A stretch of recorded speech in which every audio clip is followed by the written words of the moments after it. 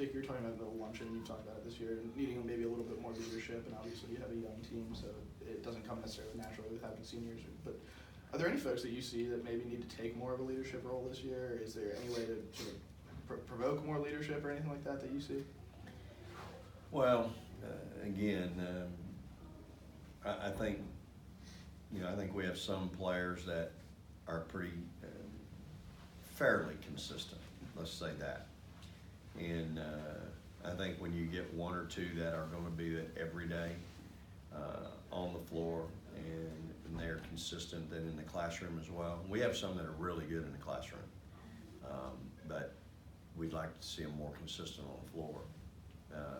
I think when you get that piece where you got those couple, 2, 3, 4 people that are consistently, doing it in all phases of life, I think that's when you're showing people how to do it correctly. You're giving them a visual of what it looks like to be a pro. And so, I think that's, the challenge right now for us, guys, we can't, I can't, there's not a player that can. We have a lot of immaturity from a standpoint we can't be placed on time. It's really a challenge right now in a lot of different ways. And so that's the thing for me right now that we've got to do. We've got to develop that discipline and understanding the importance of that. There's a respect value in that as well. Respecting other people's time. And so it continues to be a work in progress for us right now. Robbie? You mentioned Jessica's impact whenever she's in the ball game, but got into foul trouble in the third quarter the other day. You had some good minutes from Yamai, but how comfortable are you with either her or Promise in the game right now if Jessica gets in foul trouble? And where do you feel like they're at in their progression? Yeah, so, Jessica's foul issues probably have more to do with our guards' inability to defend and keep the ball in front of them. And then, Yamai and Promise to me are lagging behind right now. Really, to be honest with you, I think their development has been disappointing. And, I know Coach is working with them daily.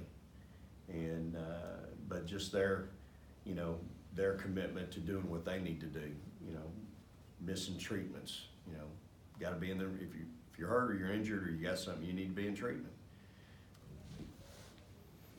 Just that, again, this is what we're dealing with our team right now. These are all discipline things that getting kids to understand and realize the importance of it. And that's being a pro. It ain't nothing to do with being a pro basketball player. That's just being a pro in the workplace. And so, again, that's the immaturity that we have. And so we've got to keep coaching and teaching. And, again, they're so much fun. They're great kids and I love them, but that's the piece that'll get you beat in a one-possession game. It's cost me 2 games, in my opinion.